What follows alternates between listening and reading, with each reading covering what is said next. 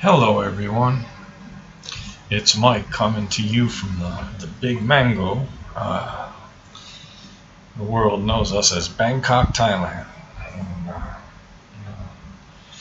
it's referred to as the Big Mango, I suspect, because of the vast numbers of mango trees and the proliferation of mango fruit everywhere. And it's great, and I'm very grateful for it. Along with the papaya, the astounding array of melons and cantaloupes and pineapples and all wonderful things that they would seem to be the, in my opinion, they're the most important foods on the planet as far as curative powers go. Eat tons of varied fresh fruit, and you will live to be a long time. You will live to be, quite old. Anyway, I'm also trying out some new lighting here, which hopefully will, make it a little easier to see my facial expressions. We'll see. I'm going to try to keep this video to about 15 minutes or less. And I do have a topic, and something that gets discussed quite a bit on the internet, and and people have asked me about my stance on this issue for a long time, and the issue being, is religion helpful or harmful to human development? Well, without getting into the metaphysical aspects of religion and whether or not it has benefit to you in some sort of hereafter, it doesn't really matter for the purposes of what I have to say.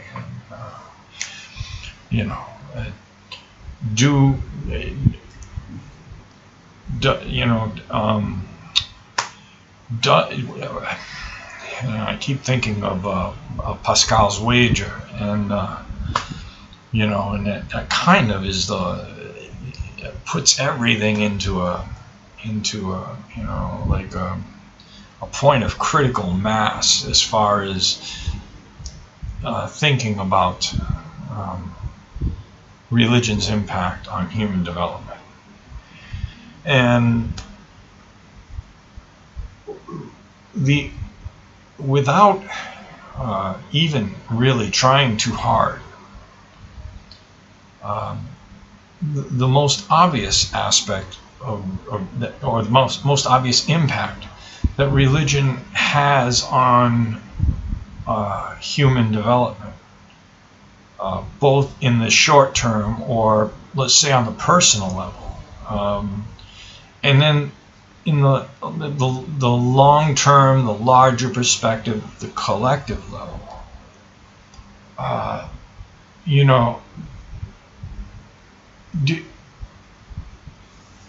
Do we really benefit from what is often termed a form of magical thinking?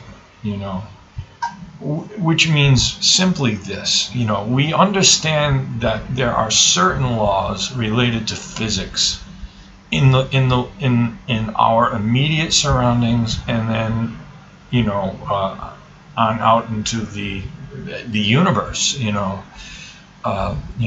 may be discovering some things that seem to, at least at first glance, fly in the face of known laws concerning matter and how it interacts, or other words known as physics. But for the most part, even on down to the quantum level, which is often obfuscated in a combination of wishful thinking and unanswered dynamics at the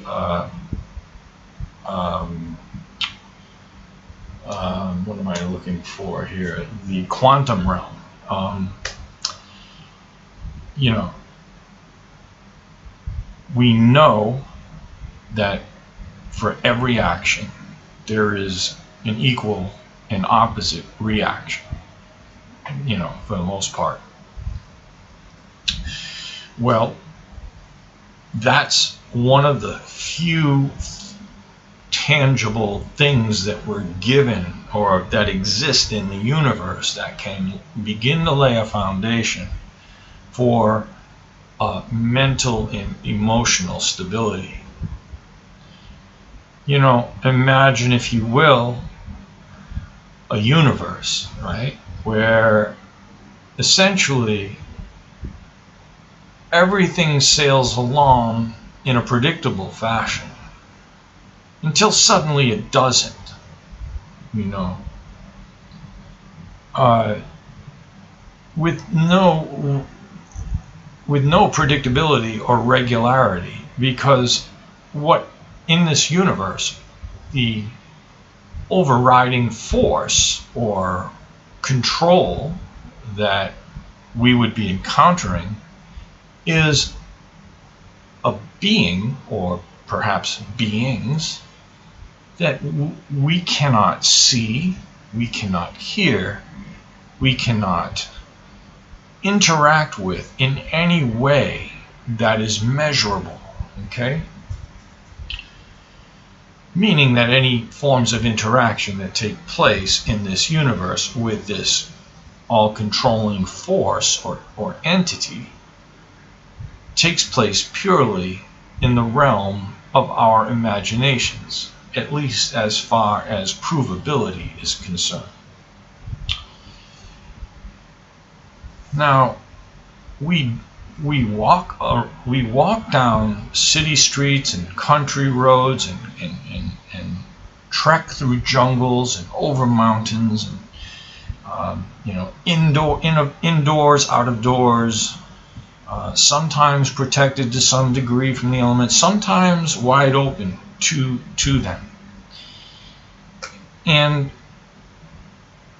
because of the rhythmic and cyclical nature of most of the actions taking place around us, even our human interactions are somewhat predictable in that fashion because of habits and routines and schedules and things like that. You know, we have at least a sense of reliability, and within, you know, reasonable parameters, a sense of safety. Not all have it, depends on, you know, geography, geopolitical situations, things like that. Obviously, you know, there's some really tough places in the world, and some of us, you know, are surrounded by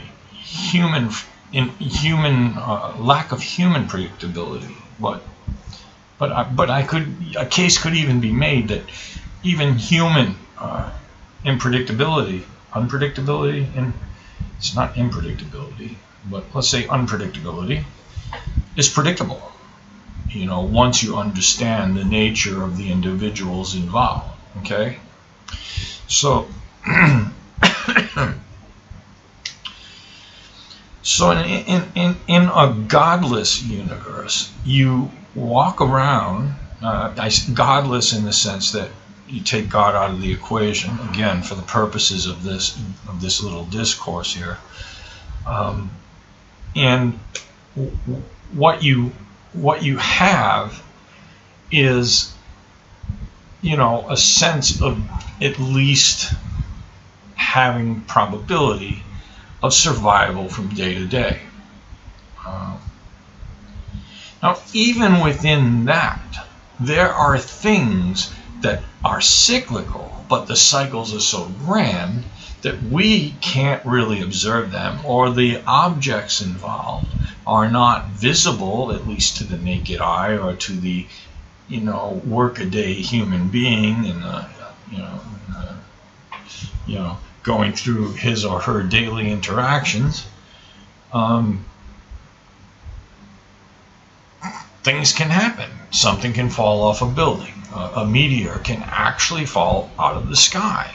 And I mean, the numerical probability is not good that these things are going to affect any given individual at any given time, but they're going to affect someone at some point. So, you know, that is kind of analogous to living in the God permeated universe, where a being can suddenly, you know, cosmically rip the rug right out from under you for no apparent reason. And in the God domineered universe, the reason, or the reasons that are given, or the reasons that are assumed, are generally, or they generally correlate with our actions. And in the most insidious of religions, with our intentions. The idea that thinking a thing is the same as committing the act. Now, cognitively, we know that that's not true. Yet, many gods or many entities that are, purported to have control over things like cosmic justice, have said that as a man thinks, so shall it be done unto him. Well, if that's not a psychosis inducing, or at least a fertile field conducive to the development of psychosis, I don't know what could be,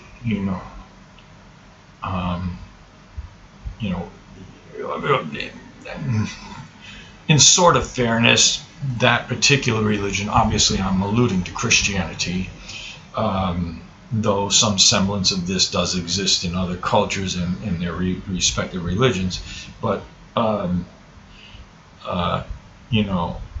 it is said that the same being that will condemn you for the act, the unrepented act, will also forgive you for, a genuine act of repentance. Well, with a God being the final arbiter of what is genuine, and we having, immense amounts of self-doubt, and, which can extend all the way to self-loathing, how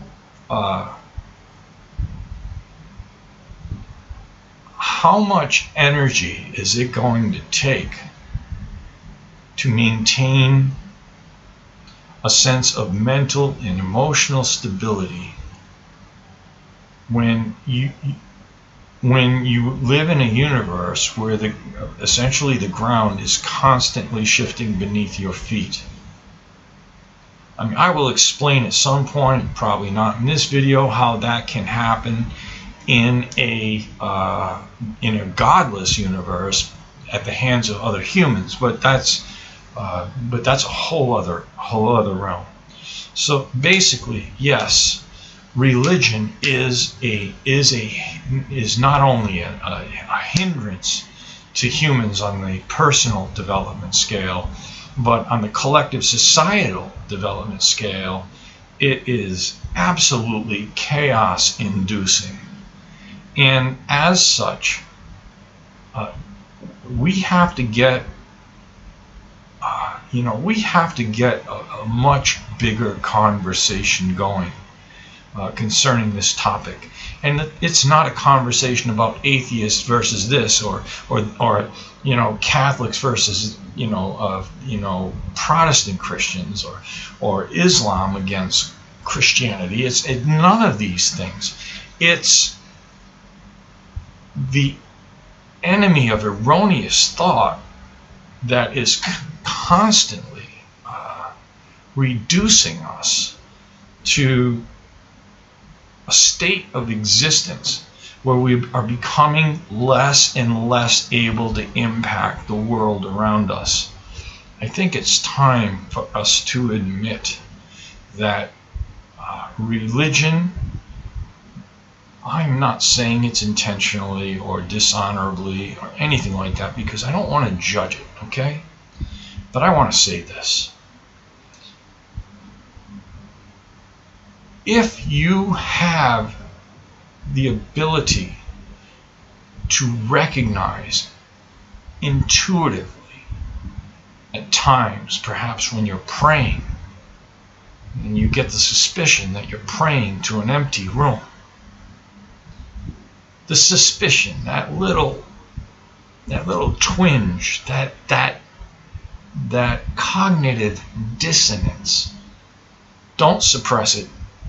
Pull it forward, bring it out, talk about it, explore it, because you have within your organism, within the capability of your own mind, the unmistakable ability to recognize fallacy. And fighting it because it's uncomfortable, or because it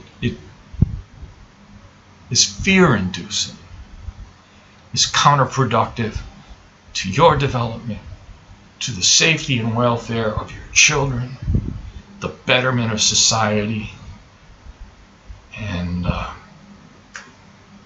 well, there you have it. Anyway, folks, that's it for right now. I'm a couple of minutes over, but I did a little better than last time. It's great talking to you. I love you all, and I hope that we get a chance to interact on some level. Bye for now.